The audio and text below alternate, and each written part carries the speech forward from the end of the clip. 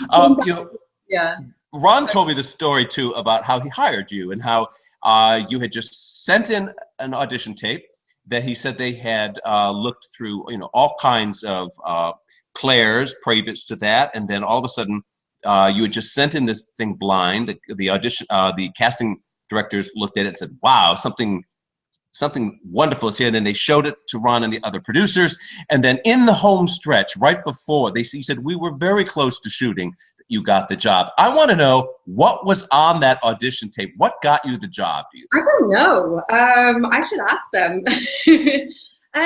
You know, it was just one of those things that my manager gave it to me, and I taped, and you know, I'd had a nice vintage 40s dress, and I had a friend tape me, and it just was one of those things that went well, and I sent it in. And I mean, it was I think it was 2 weeks from the time that they got the tape, or then I'd found out I was going to test with Sam, and then a week later I found out I got the job, and 3 days later I was in Glasgow. And it was such a whirlwind, and it was such a, you know, I didn't even have time to think about the fact that I was leaving LA or, you know, anything like that. It was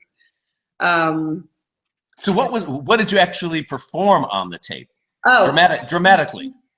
we performed, one of the scenes was this, you know, the writers will always say it was, you know, they hate that scene now, but it was the "stop, help, he's going over" scene, which is impossible when you're auditioning because it's a very physical scene. We're supposed to be on a horse, and then I jump off a horse and I tend to Jamie.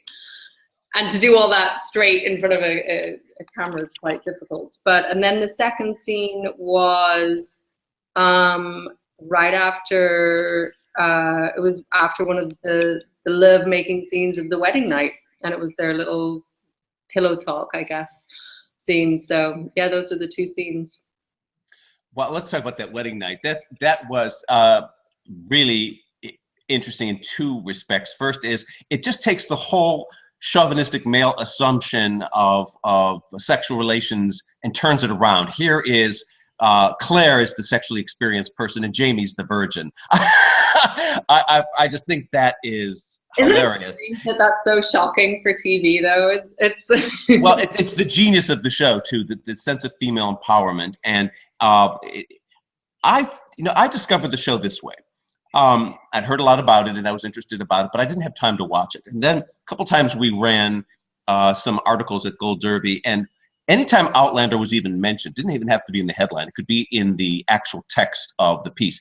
Traffic exploded. I mean, it was just unbelievable. And we kept thinking, and I developed such a curiosity about the show. I said, I really have to spend time. Or no, I had watched 1 or 2 episodes. That's what it was. So then I said, I got to back up and watch this thing from the beginning. And I binge watched it finally one weekend, and I was totally sold and swept up into it.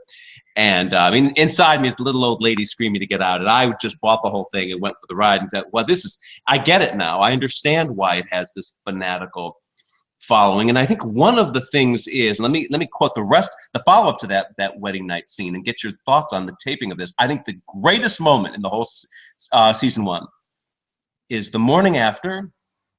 She flings the dress and the wedding ring rolls out, and then she picks it up and she holds out her 2 palms, and those 2 rings are there, and she holds them up to heaven as if to ask God, what do I do now? And it's wordless, and it says everything, and it's so theatrical and so powerful that it's great theater, don't you think? Well, yeah, I mean, I think, you know, the great thing about our show is that they allow for moments like that. I mean, there's so many times when we have these great scenes and it does feel like it's really theatrical, and you get to play these really big emotions, and you know, that's so wonderful. And you know, you're always, it's that ability to play this heightened life. But I think with Claire, it was what I loved about it was that it wasn't just this black and white, clear-cut romance. You know, that the minute that she finds this dashing young man, then it's done. And it's never that simple. And I think for Claire, there will always be this pull between these 2 men that loves in very different ways, but still nonetheless loves, you know.